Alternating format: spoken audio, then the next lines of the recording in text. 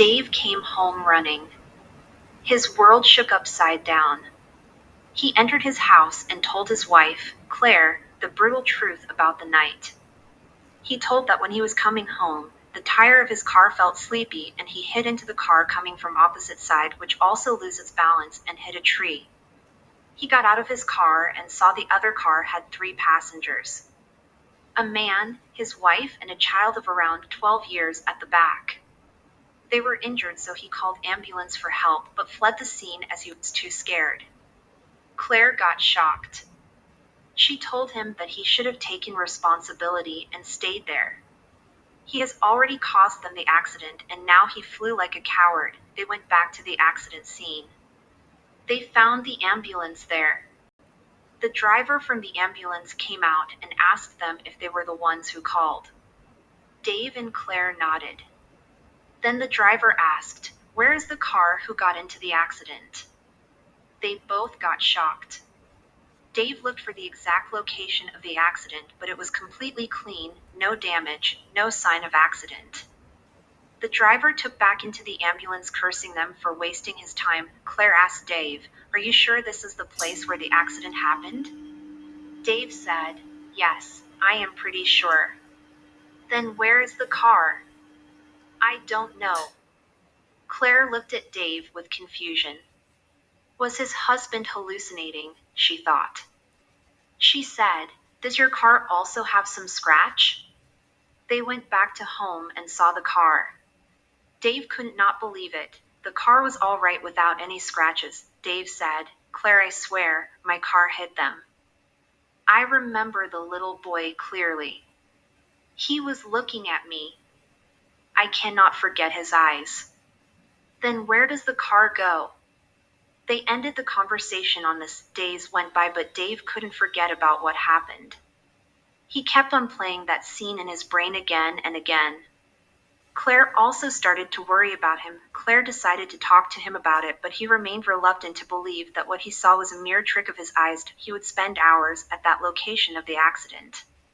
Claire, seeing his husband losing his senses, decided to meet a psychiatrist suggested by her friend for help. When she told the psychiatrist everything, he asked if Dave had any past mental problems, to which she denied. The psychiatrist then suggested her to talk to him and understand the cause of this episode. Claire tried pursuing Dave to see the psychiatrist, but he rejected every time. Dave even stopped taking car for traveling, rather he would take public transport. One day, when Dave and Claire were at their work, he bumped into a man of around 30 years. They apologized to him, and Claire, after taking a few steps, looked back and saw that Dave was still standing there looking at the back of that man he bumped into. Claire asked the reason, and he said that he was also there at the site of the car accident. Claire asked Dave, "Is he the man in the car who got into the accident?" To which Dave replied, "No, he is the man outside of the car looking at people inside the car which got into the accident." Claire got confused and asked, "Is he your friend? Was he accompanying you that day of the car accident?" Dave put his hand on his forehead as he started having a severe headache. Claire took him into the hospital. Claire was really worried about Dave, and with this new headache, she didn't know what to do. Dave opened his eyes. Claire decided not to ask him any questions as suggested by the doctor in order to not increase his headaches. When Dave was discharged, Claire welcomed him, and she was happy as Dave was also started to forget about the car accident. One day Claire got busy in her meeting at work and Dave waited for her outside at the cafe on the ground floor of the building. He was quietly sipping his coffee when suddenly he felt someone standing behind him. "Hi, how is your health now?"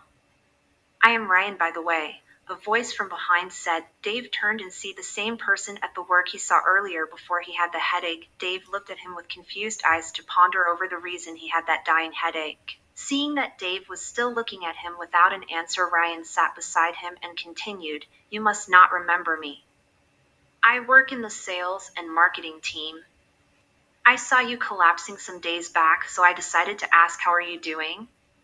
"Oh, I am feeling good now. Thanks for asking." Dave replied, "That's good to know," Ryan said with a kind smile. A sudden question then popped in Dave's mind, and as the curiosity to ask it increased, so did his dying headache. "Were you involved in that car accident?" Dave asked. The smile faded on Ryan's face. Dave grabbed Ryan's collar. Why did you leave them without any help? They were crying at you to save them. How could you forget that boy's eyes? Dave finally said before collapsing on the floor. Claire came running and held Dave. Dave opened his eyes at the hospital. Claire, where is that man? I remember everything now. He was the one who killed my parents, Dave said hysterically. Claire said, weeping. What are you saying? Your parents are working abroad. They are alive. I have called your grandmother also. I don't know what is happening to you. Dave put his 2 fingers on his forehead to think. Ryan was waiting outside the room. Claire went to him and straightaway asked, were you with him the night of the car accident? What car accident are you two talking about? I don't know any car accident. He moved backwards. Claire noticed that he was sweating heavily. She finally asked, are you responsible for that couple's and their 12 years old kid's death? I am not. Their car got in my way. They were driving at the wrong side. I didn't do anything wrong. And you didn't even try to save them. They were crying for help. The grandmother from behind asked. I panicked and ran. I couldn't sleep for years fearing the police would come to arrest me as the child saw my face. But I didn't do anything wrong, why I had to be feared. You did not do anything wrong, but your cowardness costed me the lives of my children. My grandson has not recovered from the trauma you gave him, and we have to lie to him that his parents are alive so that his mental health does not deteriorate further. With this confession of Ryan, he was arrested for leaving the scene of an accident without reporting to the police by jail and fines. What Dave saw that day was basically his memory of when he was 12 years old and got into the car accident. He forgot about it while growing as he severely injured his head, and doctor advised his grandmother to not tell him about his parents' death as it could cause damage to his brain. But it was triggered when he was coming home from a business trip from the same road that night where the accident happened.